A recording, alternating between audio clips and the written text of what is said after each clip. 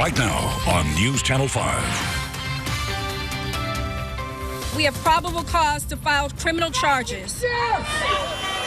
The major announcement by Baltimore State Attorney today: 6 police officers will be charged in connection with the death of Freddie Gray. And within the hour, the police union there has called the charges, quote, a rush to judgment. Gray died last week from injuries suffered while in police custody. His death is being ruled a homicide. News Channel 5's Brian Nitton is the only local reporter in Baltimore. He joins us now with more on the charges and reaction from a strife-torn city.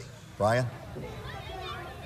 We are at Pennsylvania Avenue and North Avenue, really ground zero of this entire controversy. Hundreds of protesters out here, and today I'm hearing them all shouting right now that today they say they got the truth. A much more of a sense of calm out here than's been seen in past days when you saw the violence and the rioting. Take a look behind me. All 4 street corners, if you don't mind moving out of the way, man, we're just going to show the street corners. All 4 street corners packed with hundreds of people out here. And across the street is that CVS pharmacy that we've seen on the news so many nights. That CVS pharmacy is the pharmacy that burned. And Ian, I want you to pan to the right a little more, and I want to show you, it's really almost like a war zone out here on some blocks. You see, they've got the Humvees, the National Guard is out here. But again, somewhat a sense of calm and relief from the protesters out here with the state attorney's decision to charge those 6 police officers. Listen to what the Baltimore state attorney said earlier today.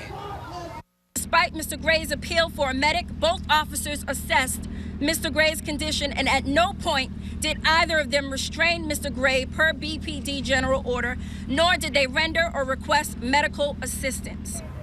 The announcement follows nearly 2 weeks of marches and protests that have at times escalated into violence. A 10 p.m. curfew will continue in Baltimore, where security remains tight and tension high. After Mosby announced charges, Maryland Congresswoman Elijah Cummings said it is a new day in Baltimore. Our children, they went out there and protest, for the most part, peacefully. Mm-hmm. But they had to protest in order to get here. Yes. And this creates a faith in them.